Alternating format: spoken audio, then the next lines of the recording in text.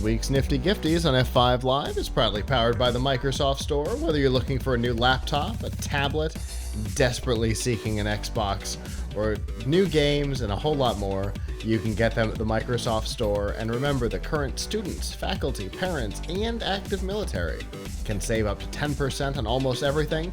And to browse the products and learn more about the discounts, you can go to f5live.tv/Microsoft. Just as a note, a bit of a follow-up to a comment I made recently, using advice from the Pilch Point, the Hot Stocks app.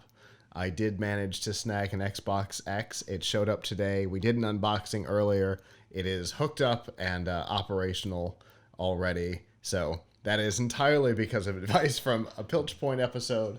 It definitely works. Huzzah. Anyway, that was a Microsoft Store reference because, yes, absolutely, it came from the Microsoft Store. Anyway, we've been talking about chip shortages, and this week, two major companies had interesting responses. The first is GM. We talked, 5 or 6 weeks ago that GM had announced that they were going to do a pretty heavy pause on production across North America. Canada, US, and Mexico were all affected. They shut down plants, some of them for a couple of days, some of them for a week or more.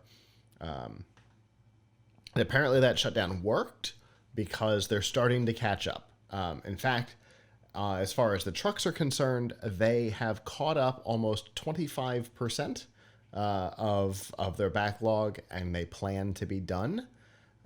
Getting 100% caught up by the end of the year, which cannot be entirely because of the shutdowns, because they were only paused for a couple of days, a week or 10 days at the very most.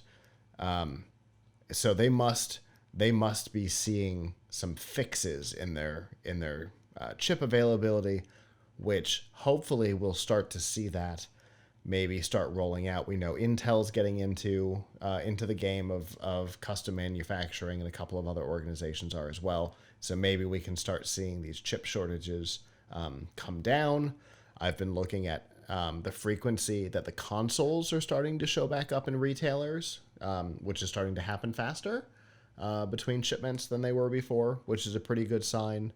And internal to the company that I work for during the day, I've been keeping an eye on the stock that we've received of video cards and things, and they seem to be restocking faster too. So that's a good sign. However, not everybody is having a good response. Our friends at Raspberry Pi announced that the price of the Raspberry Pi 4 2 gig version is going from $35 to $45 as a temporary measure.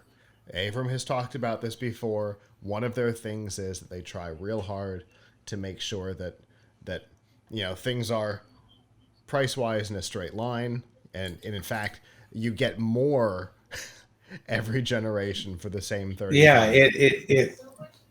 Yeah, I mean, if you think about it, also with inflation, the original Raspberry Pi was $35 in 2012. So that's 9 years ago, right? And $2012, $35 in 2012 is, I think, now $38, $40 today, or something. So, and yet they're giving you a better computer. So, right. I'm surprised actually that this is the change that they have officially announced in pricing, and not some of the other things like the Pi Zero or some of the older models like the Pi 3B that people still buy, going up in price, at least as far as we know.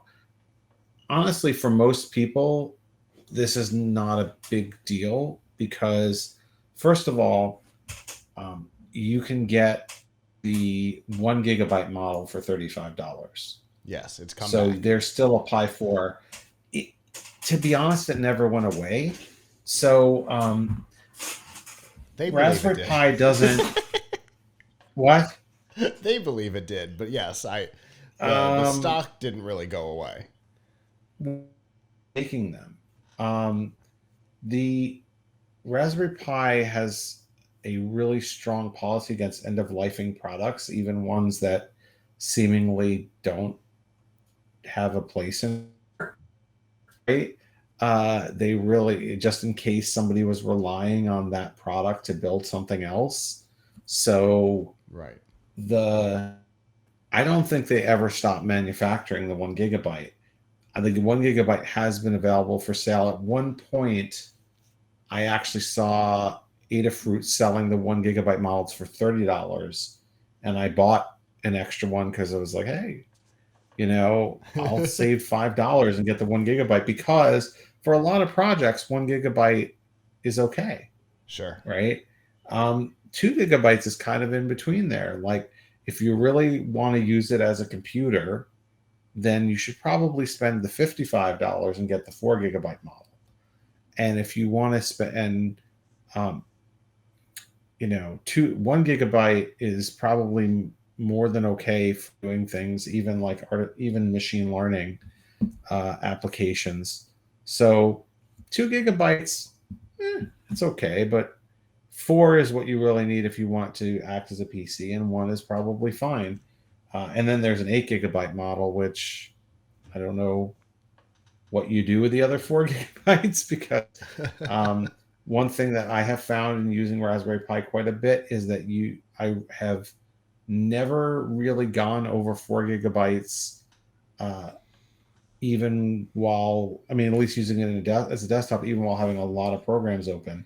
Something about the Raspberry Pi OS, which is based on Debian Linux, or the programs within it, like Chromium, does not take up near memory as on my Windows PC. Like, I'm on a Windows PC and I'm really going up to 16 gig, and up around 16 gig of memory with a few programs open and a bunch of tabs open.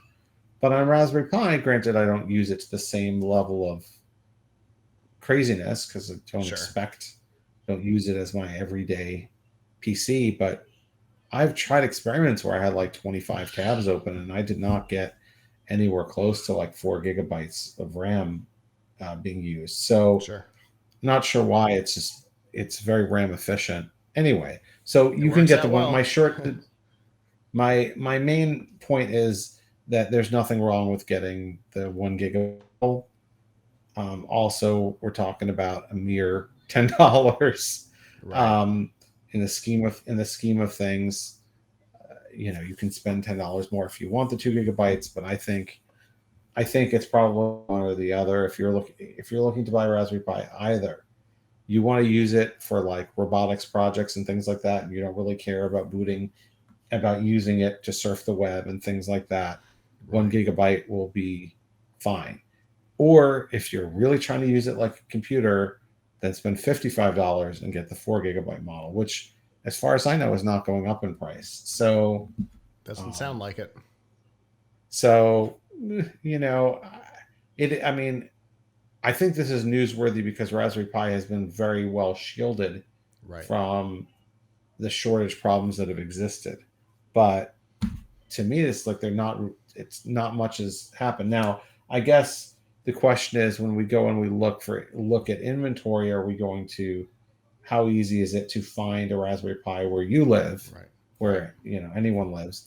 And that's always an open question. If you are in the United States and you want to buy one online, the best places to buy them are um, Adafruit, or um, possibly Vilros.com or SparkFun. Mm-hmm. Uh, those are decent places to get them at the MSRP. And actually, the best place, if you live near a micro center, there are only 21 of those in the United States. But if you happen to live near one, because you can't order this online from them, that is the best. I mean, well, you can get it without shipping, without paying for shipping. You just pay the Right. $35 or whatever. So, but if you go to Amazon, Amazon is not.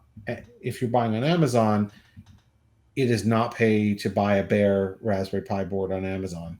Occasionally, you'll find someone selling one, but it's always way over the MSRP. Yeah. It's always like $60 for 2 GB. So what you do there is, if you are just getting started with Raspberry Pi and you just want all the accoutrements, like the power supply and a SD card and a case, you buy a starter kit. Yeah, I was gonna say the kits can be pretty good priced. Right. It's not clear to me whether the starter kits are actually going up in price, and if they were, it's not clear whether they're going up, whether they'd be going up because of the cost of the Raspberry Pi itself or the cost of all the other things that come with it. So, what this does point to, of course, is that there are shortages this year.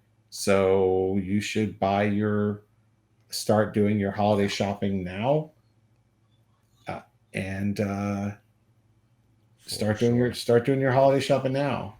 This is the wrong year to procrastinate. And you can, well, unless you buy someone a digital gift, right? I'm sure sometime in December we'll do it at Filch Point on digital gifts, and we'll tell everybody to buy Xbox Game Pass and things like that, which are not a problem at all. But for physical gifts, if you want to get somebody a Raspberry Pi kit as a gift, which if they don't have one is a fantastic gift, then I wouldn't wait. For sure.